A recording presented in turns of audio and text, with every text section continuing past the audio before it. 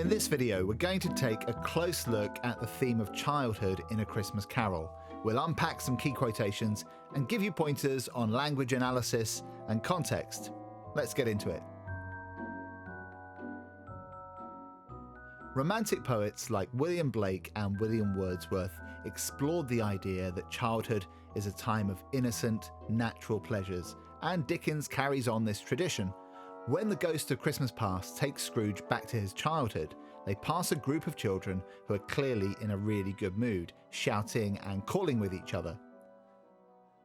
The broad fields were so full of merry music that the crisp air laughed to hear it. Let's unpack this quote. First, we have the sense of wide open space in the noun phrase broad fields, and so this reflects the sense of freedom in childhood, of the children having the space and opportunity to explore and enjoy the outside environment. Then there's the personification of the air. The crisp air laughed to hear it. The crisp air gives an impression of a fresh, healthy environment, while the verb laughed helps create the sense of nature rejoicing and delighting in the happy cheer of the children. Childhood is seen as delightful and innocent, and so Dickens captures that joy, which contrasts so sharply with Scrooge's miserable adult self.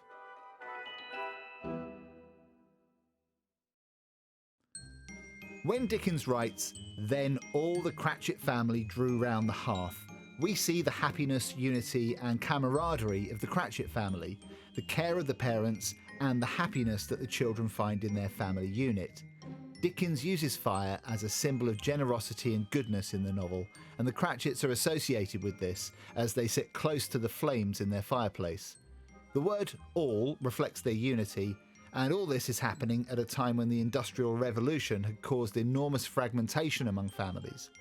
Dickens himself had a large family, and he must have been keen to remind readers of the importance and support of the family unit, and how children form a crucial part of that.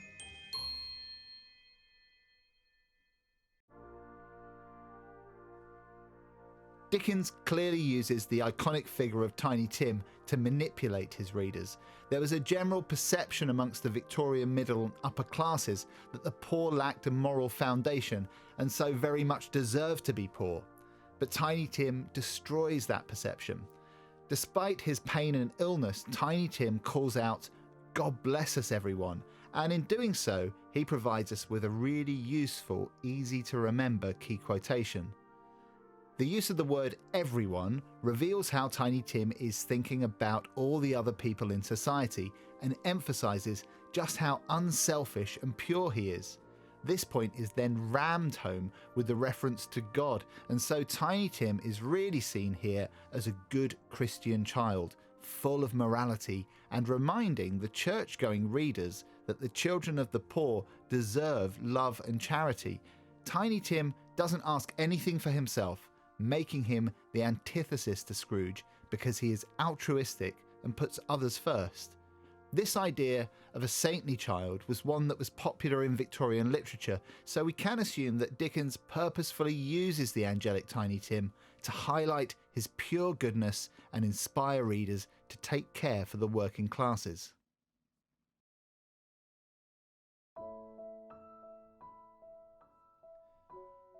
In the novella, children are often used to show social injustice, and this is most obviously exhibited through the children Want and Ignorance, who are hiding under the ghost of Christmas Present's cloak. Dickens is reflecting his anger at how society has abandoned the vulnerable children of the poor and the consequences of society's inability to take social responsibility for poverty. He describes them as pinched and twisted, and he writes that they glared out menacingly. The violent verbs pinched and twisted reveal their savagery and unnaturalness, illustrating how their childhood has been damaged by poverty. And with glared out menacingly, the adverb and verb are implying how dangerous they are to society. Dickens wrote A Christmas Carol during a wave of revolutions across Europe that were inspired, at least in part, by the dreadful conditions of the poor. Dickens was warning society of what will happen if the poor are not treated correctly. He was a strong believer in education for the poor, a proponent of the ragged schools, and he uses the child who is ignorance to further his message that keeping children uneducated is both unnatural and dangerous.